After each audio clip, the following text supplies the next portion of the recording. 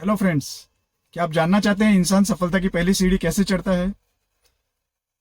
मैं Anil Agarwal, city of चार मीनार, हैदराबाद से।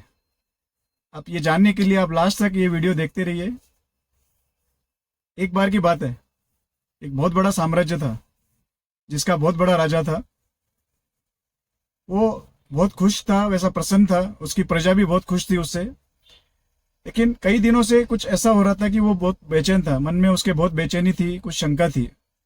वो बार बार उसके मन में एक बात आ रही थी कि इंसान जो है, कैसे सफलता कैसे मिलती है इंसान को, इसके पीछे राज क्या है। वो सोच में रहता था हमेशा कि मैं इसका राज जानना चाहता हूँ। तो उसने फिर दूसरे दिन जो है अपने दरबार में सभी मंत्रीगण को बुलाया। सभी से पूछा कि मैं एक शंका है मेरे मन में कई दिन से, तो मैं इसका समाधान चाहता हूँ। तो सभी ने पूछा, जैसा मंत्रीगण ने पूछा कि महाराज बताइए आपकी क्या समस्या है, क्या क्या जानना चाहते हैं आप।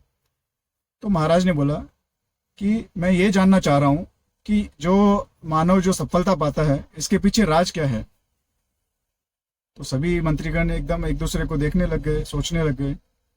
फिर जब भी महामंत्री जो है उनका है राज्य में, उन्होंने बोला क्यों क्यों ना महाराज, आप हम जैसा पूरे गांव में अगर घोषणा करवा दें, पूरे राज्य में घोषणा करवा दें कि जो व्यक्ति इसका समाधान बताएगा उसे हम बहुत बड़ा पुरस्कार देंगे। तो महाराज ने कहा वाह, ये सही तरीका रहेगा, आप आज ही पूरे राज्य में घोषणा करवा दीजिए। तो ये खबर जो है आग की तरह पूरे राज्य में फैल गई। तो सभी राज्य में जो विद्वान व्यक्ति थे, सभी सोच में लग गए कि हाँ भाई, इतना बड़ा मौका है, हम जाके हमारे महाराज को बताएंगे कि इसका राज क्या है। दूसरे दिन दरबार बढ़ा, सभी ने अपने अपनी बहुत बड़ी बड़ी पोथियां बना के लाए, ज्ञान की बातें लिख लिख के वो महाराज के सामने आए। महाराज ने देखा सभी को, सब बहुत आश्चर्यचकित हुए कि इतनी बड़ी बड़ी पोथियां सब विद्वानों ने बना के लाई है, तो ये मैं कैसे पढ़ूंगा इतने। महाराज ने बोला नहीं नहीं, ये इतनी बड़ी बड़ी पोथियां मैं कैसा पढ़ूंगा, मेरे को संक्षिप्त में चाहिए। मेरा जवाब जो है एकदम संक्षिप्त में चाहिए। जो व्यक्ति मेरे को संक्षिप्त में 2 लाइन में जवाब देगा, मैं उसी को पुरस्कार दूंगा।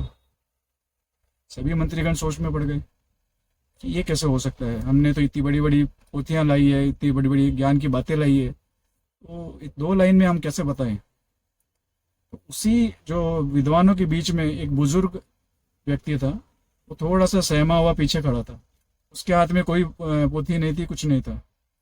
तो वो धीरे से थोड़ा आगे आया, तो उसने थोड़ा महाराज को नमस्कार किया। तो महाराज की नज़र उस पर गिरी। महाराज ने बोला ये कौन है?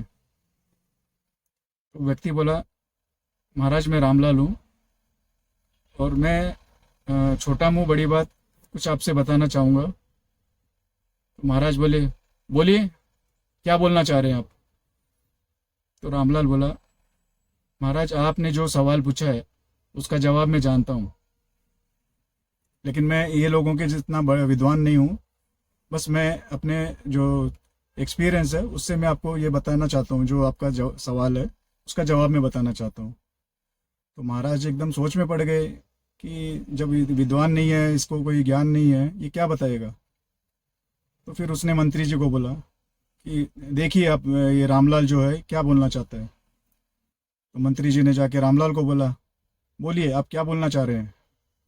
तो रामलाल बोला नहीं, मैं महाराज जी के पास जाके महाराज जी के कान में बताऊंगा जो बात है। तो महाराज जी फिर उसको देखने लग गए। तो फिर राजा ने बोला ठीक है, इसे आने दो, मेरे पास आने दो इसे। तो वो धीरे धीरे चलता हुआ महाराज जी के पास गया, राजा जी के पास गया।